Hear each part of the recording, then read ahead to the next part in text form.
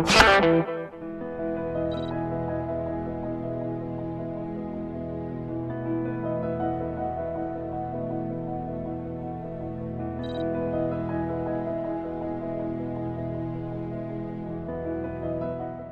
juridikoak aztertzen ari dira gure aldetik, maskarak nahita ez erabili behar izatearen erabakiaren ondoriozko egoerak.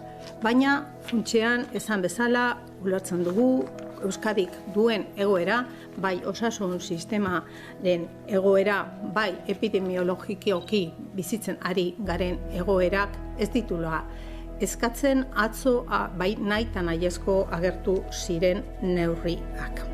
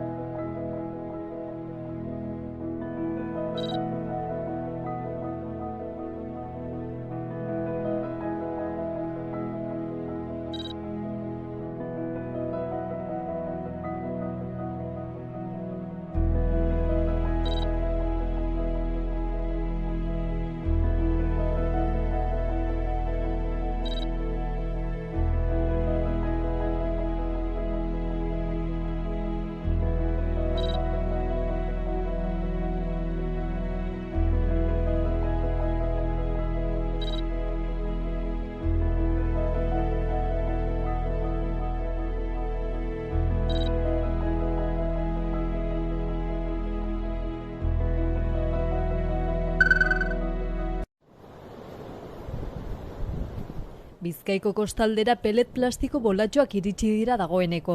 Astearte arratsaldean Bizkaiko Larena hondartzan agertu ziren, eta jada beste zenbait hondartzetan ere topatu dituzte. Hala ere Galiziara, Kantabriara eta Asturiasera iritsi diren tokona ontziaren isuriak ote diren aztertzen ari dira oraindik. Aztek bildu ditu plastiko zati horiek eta laborategian dituzte. Behin Bizkaian lehen bolatxoak agertuta Gipuzkoan ere laster izango direlakoan daude. Egoeraren aurrean Eusko Jaurlaritzak itsasertza izeneko itsasertzaren kutsadurari aurre egiteko larrialdi plan bereziaren alerta fasa aktibatu du. Arantxa Tapia ingurumen sailburuak zehaztu du plan horrek kutsadura posible baten aurrean mobilizatu daitezken baliabideak eta bitartekoak antolatza ahalbidetzen duela, beharrezkoa den erantzun mailaren arabera. Ez da erreza, materiala dentsitate gutxikoa da, asko flotatzen du, haizeak asko mugitzen du eta gainea erdi transparentea da, beraz ez da oso argi ikusten, ez da txapapote beltza bezala. Egoeraren jarraipen estua egiten ari dira Azti itsas teknologiaren zentroaren simulazio sistemaren bidez, arriskuen ebaluazioa egiteko eta beharrezkoak diren neurriak sustatzeko. Ildo horretan ontzi bat itsasoratuko dute inspekzioak egiteko. Material horren konposaketa aztertu behar dugu. Hau da, zenolako toksikoa dan, ala baldima da edo ez, eta baita ere ingurumenean zenolako eragina izan dezaken, baino baita ere katetrofikoan esaten dana, baita ere hegaztietan eta arrainetan zenolako eragina izan dezaken. Dena den kaltei begira Tapiak adierazi du ez duela zerikusirik duela 20 urteko Prestige hondamendiarekin. Ez da txapapotea, baina plastikoa da eta plastikoa ez da urteetan desagertzen, beraz horrek ere arazo bat erakartzen digu edo gehitzen dio. Bien bitartean Galizian, Asturiasen eta Kantabrian bigarren mailara igo dute alerta fasea eta orain Espainiako gobernuaren laguntza iritsi zein daude. Ningún tipo de vigilancia, non. Gaixotasun hemorragiko epizootikoak Arabako 227 ustiategietan agertu da pasaden irailean lehenengo kasua detektatu zenetik. Hotzaren agerpenarekin kasu berrien detekzioa moteldu bat 300.000 euro bideratuko zituela iragarri zuen, animaliaen heriotza eta albaitaritza eta tratamendu gastuekin laguntzeko. Gaixotutako animalia bakoitzeko 35 euroko laguntza ezarriz. Diru laguntza lerro hau tramitazio fase. Instituzion ez dela euskarazko izen bat, ez da izen propio bat ere. Hortaz, plazari plazari izen hori jarri nahi izan ez gero, euskaraz eta gazteleraz idatzita egon behar dira. Eta ez da lehen aldia zentzu horretan adierazten dena. Izan ere, 2 urteko lege prozedura baten ostean, auzitegi horretako administrazio auzietarako bigarren aretoak arrazoia eman dio Joseba Xiron alkateari. Eta bide batez, gogora ekarri du Iruñeko udalanen euskararen ordenantzaren 8. artikulua. Eraikin kale eta espazio publikoen izenak oro har, elebiz idatzi behar direla, bai gaztelaniaz, bai euskeraz. Euskal Herria Bilduko Jose Abaurrearen hitzetan, UPNren jarrera hauek adierazle dira alderdi erregionalistak euskararekiko duen jokabidearekin. Adierazle ezin hobea dela ikusteko UPNek orain arte mantendu duen jarrera, euskararekiko. Gainera ez da izan soilik sententzia bat, sententziarekin batera joan dira kostak, udalak asutu behar du gasto guztiak, eta gainera sententzia hau nolabait ez da lehen bizikoa, da 11 sententzia horren inguruan euskara eta rotulazioa eta elebitasuna, eta gure ustez hori da tristena, Daukagu ordenantza bat, eta aipatu behar da, gaur egungo ordenantza UPNek egindakoa da, eta hala ere ez dute betetzen. Horrek ematen du euskararekiko duten jarrera oker horren tamaina, Enrique Maia alkateoiak duela 2 urte aldatu zion izena Baluarteko plazari, eta garai hartan zinegotzi zen Joseba Xironek helegitea ezarri zuen euskararen ordenantza urratzen zuela arrazoituta. Eta orduz geroztik auzibidean ibili da afera. 3. aldia da auzitegi batek arrazoia ematen diola, naiz eta UPNren udalak bitan helegitea aurkeztu. Udaletik adierazi nahi izan digute ere, errotulua euskaratuko dutela, Iruñean zehar dauden beste batzuekin batera. Giltzek ateak izten dituzte eta aldi berean ateak ireki, Beraz, gure helburu nagusiena da giltzoien bitartez edo metafora hori erabiliz, garai bateko presoen aferari dagokionan, garai bateko egoera horiek iztea da gure helburua eta egoera berriei atea irekitzea, Hau da, azken finean, presoen etxeratzearen egoera horri ateak irekitzea, Egitarauan barne sartzen ditugu, itxarangak, hitzaldi desberdinak egongo dira, kontzertuak ere egongo dira, gero gurearekin lotura ez daukanak ere, baino badaukagu hor ere Aleti eta Errealaren arteko derbia, eta, beti bezala ekimen hau jai giroan egitea da helburu, 23-27 gradu progresio arrezagutu dira azken urteotan, baina hala ere, arrezagutu diren gradu progresio horietatik fiskalak, entzutegi nazionaleko fiskaltzak gradu progresio horietatik 10-12 bat elegin ditu horrek suposatzen duenarekin, Hau da, elegitea aurkeztearekin batera, elegite horri efektu suspentsiboak arrezagutzen zaizkio, eta presua behin kalean egon baldin bada, berriro ere espetxera bueltatu beharra dauka, Esan bezala, eskumena Eusko Jaurlaritzak dauka, Eusko Jaurlaritzak gradu progresio horiek aurre ikusten ditu, baina atzerrian edo kanpoan dagoen instantzia batek dauka azkeneko erabakia. Alegia, 400 kilometrotara dagoen instantzia edo justizia administrazioak alegia, Eta kasu honetan, bereziki entzutegi nazionaleko fiskalak. Eta ez daukana zentzurik da, 400 kilometrotara dagoen instantzia batek, presoen gradu progresioari dagokion erabaki bat hartzea, Hau da, jarraipen zuzena egiten duten instantzien gainetik, hau da, espetxetako psikologoen, espetxetako asistentzia sozialen, eta espetxetako jarraipen hori egiten duten instantzien gainetik, eta horrek ez dauka inolako zentzurik.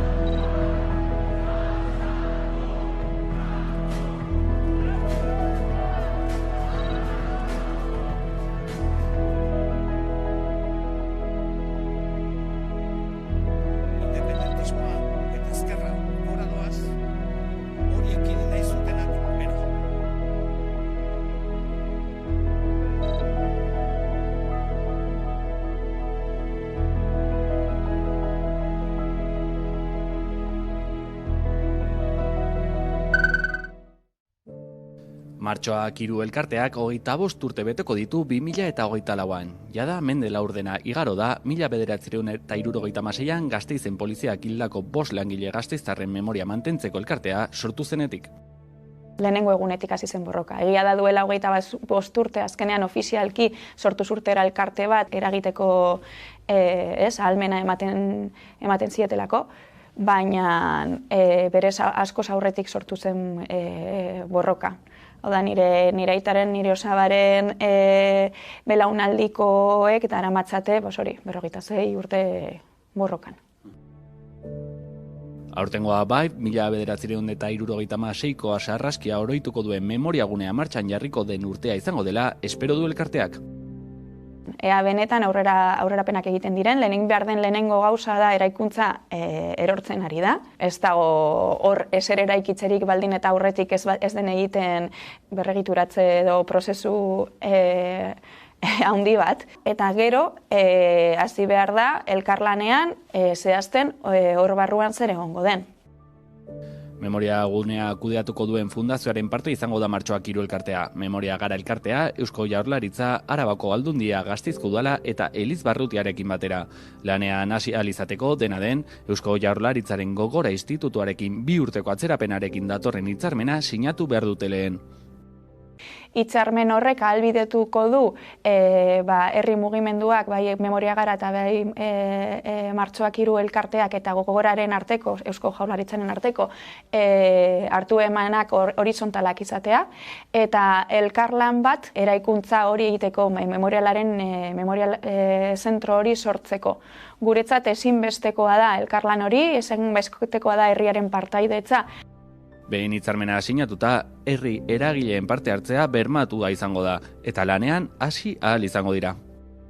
Badaukagu jendea prest edo egin ditugu bileraz berdinak ikerlari batzuekin, badaudela prest lan hori egiteko. Baina, klaro, ezin genituen lanean jarri, ez baldin geneukan ziurtatuta beraientzat lan baldintza duinak egongo zirela, ez? Memoriala ez da izan behar erakusketa finko bat.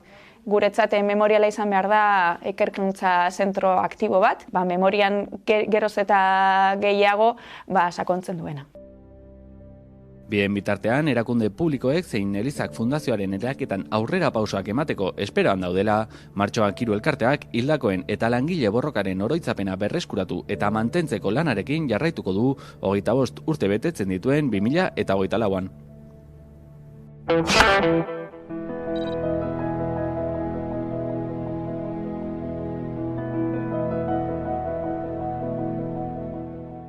EH Bildutik dei egiten dugu 51 udalerri hoiek gutxienez eskaera formal hori egin dezaten, konpromiso hartzen dugu EH Bilduren esku dauden gobernuetatik eskaera formal hori egiteko, eta oposizioan gauden udalerrietan mozioak sartuko ditugu eskaera formal hori egin dadin. Baita ere, dei egiten diogu EAJ-ari eta PSE-ri arduraz jokatzeko, koherenteak izan daitezen, orain arte, 15 udalerritan gutxienez eta biztanletxuenak izan da, bertan erabaki delako udalbatzetan gehiengo batek nahi duela area tensionatuak izendatuak izan.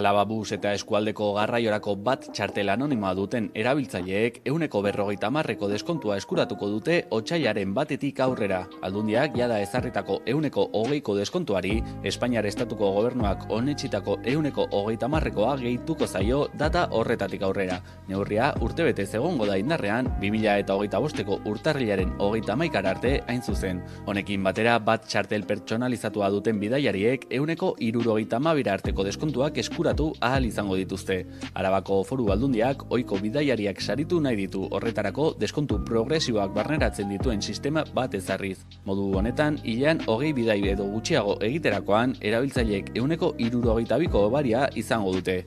21 eta 50 bidai egiten dituztenentzat 168koa izango da, eta 50 bidaietatik gora egiten dituzten bidaiarentzat egindako deskontua 172koa izango da. Hobari hauek bat txartel pertsonalizatua duten erabiltzaileentzat izango dira. Txartel hau Euskotreneko bulegoan eskuratu alda, bai eta Gasteizko bus geltokian urtarrilaren 29 arte instalatu den aldi baterako bulegoan ere.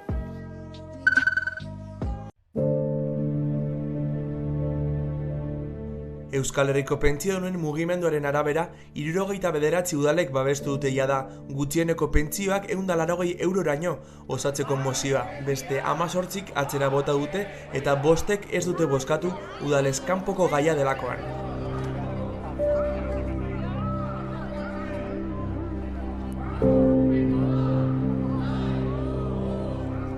Kolektiboak gogorarazi du gainera Euskal Herriko 150 udalerri baino gehiagotan aurkeztu dutela mozioa, eta espero dutela 100 inguruk bere proposamena berretziko dutela azkenean.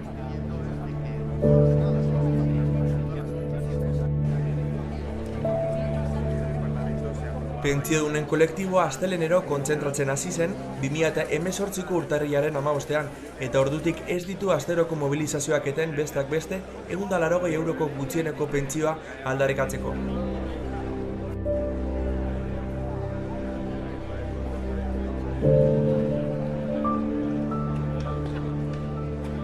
Horrela datorren astelehenean berriro mobilizatuko direla iragarri dute egindakoa harrotasunez gogorarazteko eta ohartarazi dute borrokan jarraituko dutela pentsio publiko duin, nahiko eta kalitatezkoak lortzeko.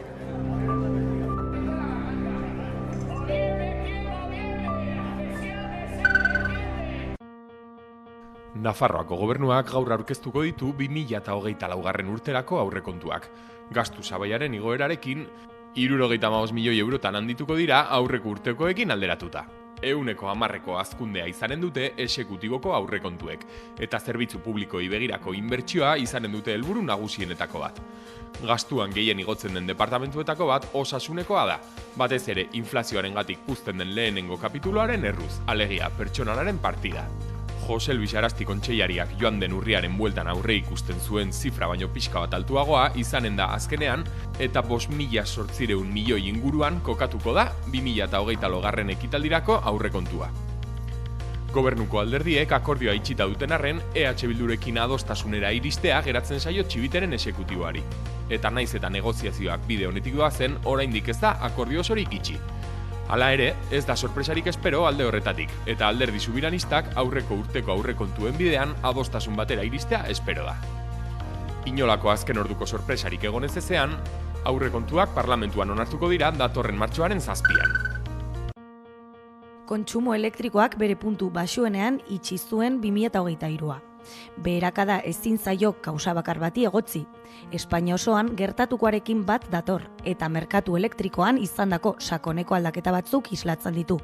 Hala nola, enpresetako eta etxeetako autokontsumaren gorakada. Honen adibide garbia da, iaz Nafarroan eraiki ziren parke berriztagarriak. Nastatek, Nafarroko Estatistika Institutuak aurkeztu zuenez, 4,26 milioi megabatio orduko pilatu zituen iaz. Honek aurreko urteari begira 7,6 jaitsi dela esan nahi du. Honekin batera, industria kontsumoak behera egin du ere. Industria, berez, Nafarroako kontsumo elektrikoaren 60% da. Industria kontsumoaren beherakada oso nabarmena da ere. Elektrizitatearen prezio altuak pizgarri indartsu gisa ere jardun du, eta horregatik enpresa askok aurrezteko eta energia eraginkortasunerako neurriak ezarri dituzte. Neurri horiek kontsumoa murrizteko balio izan diete, beren jardueran eragin garrantzitsurik izan gabe. Autokontsumoko proiektuen hastapenek eragina dute kontsumo elektrikoaren beherakada honetan ere. Proiektuak haien hastapenetan daude eta neurri handiagoan hazi beharko lukete hurrengo hamarkadan. 2024ko aurreikuspenen arabera, kontsumo elektrikoa egonkortu eginen da eta datozen urteetan igo egin daiteke. Mugikortasunaren elektrifikazioarekin eta hidrogeno berdearen agerpenarekin.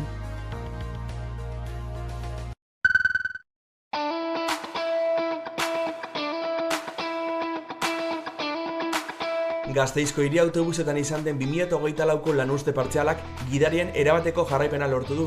Enpresa batzordearen arabera ehunekoa izan da, baina udalak 73%ra jaitsi du zifra hori.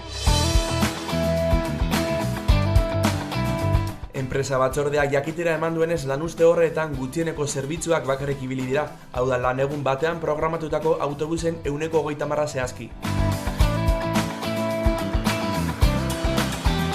Tubizako zuzendaritzak bere aldetik esan du lan egin behar zuten 72 gidaritatik 52 egin dutela greba. Guztira beste zerbitzu eta administrarile batzuekin enpresan lan egitea zegokien 89 pertsonatatik 55 egin dutela geldialdia.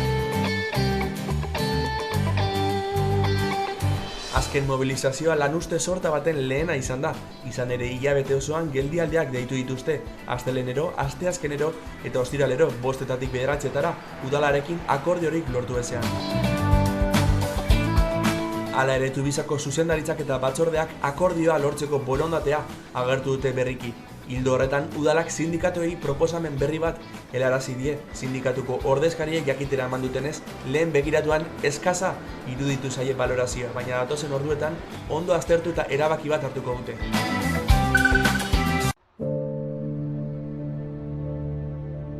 Bi behargin hil dira astearte honetan lan istripuan, biak Bizkaian. Kamioi gidari batek bizia galdu du goizean Santurtzin gidatzen ari zen erregai kamioi batek su hartuta. Arratsaldean Trapagarango Ugarte Industriaguneko enpresa batean langile bat hilda, lantegiko ate batean harrapatuta geratu ostean.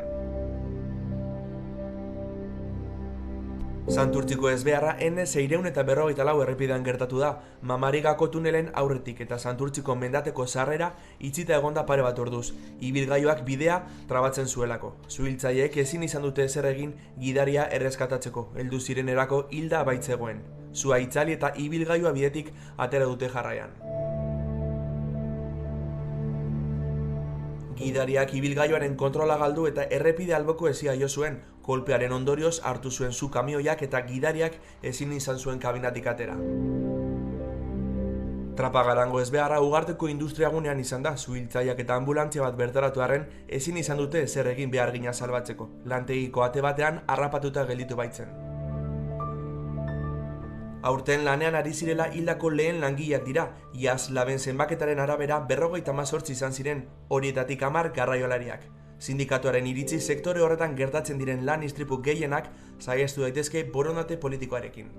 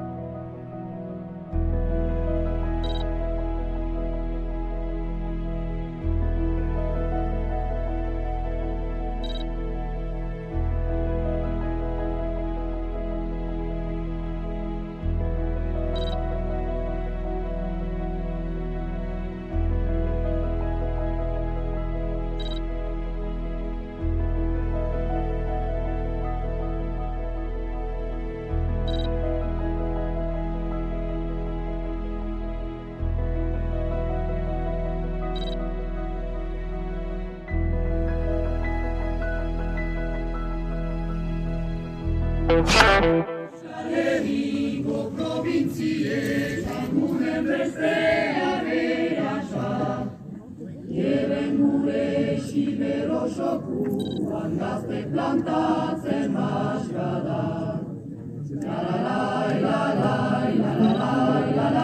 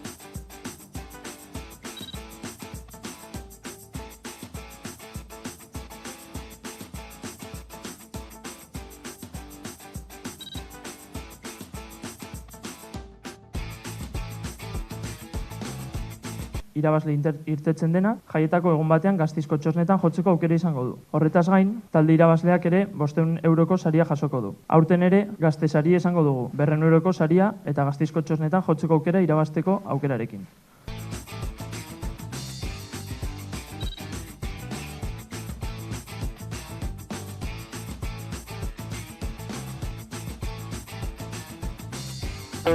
Soon